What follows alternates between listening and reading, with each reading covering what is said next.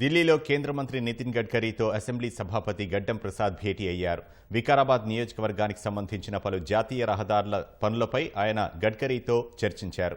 స్పీకర్తో పాటు చేవెళ్ల ఎంపీ కొండా విశ్వేశ్వర్రెడ్డి, పెద్దపల్లి ఎంపీ గడ్డం వంశీకృష్ణ, చెన్నూరు ఎమ్మెల్యే గడ్డం వివేక్లు కూడా కేంద్ర మంత్రిని కలిశారు. వికారాబాద్ నుంచి ఇతర ప్రాంతాలకు అనుసంధానంగా ఉన్న జాతీయ రహదారుల పనులను సత్వరమే పూర్తి చేయాలని కోరారు.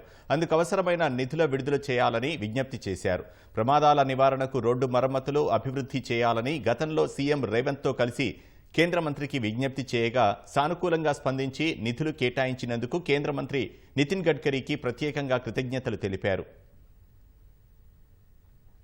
ఈరోజు నితిన్ గడ్కరీ గారిని కలిసి వారు ఏదైతే NH63 పైన జోడువాగు రోడ్ పైన చాలా యాక్సిడెంట్స్ అవుతున్నాయి, చాలా మంది చనిపోతున్నారు అని చెప్పి 4 నెలల క్రితము రేవంత్ రెడ్డి గారితో కలిసి రిప్రజెంటేషన్ చేసిన తర్వాత అది శాంక్షన్ అయింది.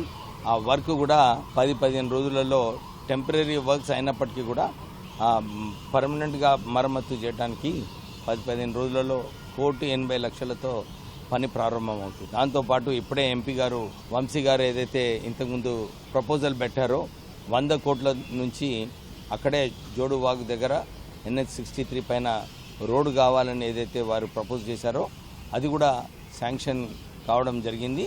ఈ 2 విషయాలలో మంత్రి గారిని కృతజ్ఞతలు చెప్పి డెఫినెట్లీ చెన్నూరు, పెద్దపల్లి పార్లమెంట్ నియోజకవర్గంలో ఏదైతే నేషనల్ హైవే సంబంధించిన సమస్యలు ఉన్నాయో మేము మంత్రి గారితో కలిసి వారిని కోరడం జరిగింది. అయితే ముఖ్యంగా మేము సెంట్రల్ రోడ్ ఫండ్స్ అడిగినాము. ఈ సెంట్రల్ రోడ్ ఫండ్స్ కు ఆల్రెడీ 300 కోట్లు కేటాయించిండ్రు.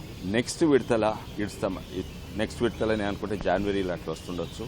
అప్పుడు తప్పనిసరిగా ఇవి చూస్తాము. ఇదే కాక ఒక హైవే మన్నెగూడ నుంచి, అంటే మన బిజాపూర్ హైవే, బాంబే హైవే, మన్నెగూడ నుంచి వికారాబాద్, తాండూర్, జహీరాబాద్, బీదర్ కనెక్ట్ చేసే హైవే అడిగినాము. తను అన్నది ఏంటంటే ఇది యాక్చువల్లీ తను పరిశీలన చేసిండు. ఇది స్టేట్ హైవే, సెంట్రల్ రోడ్స్ కింద రావు, కానీ అయినా కూడా మేము ఇది చేస్తాము, మీరు ఉత్తరం పంపించండి.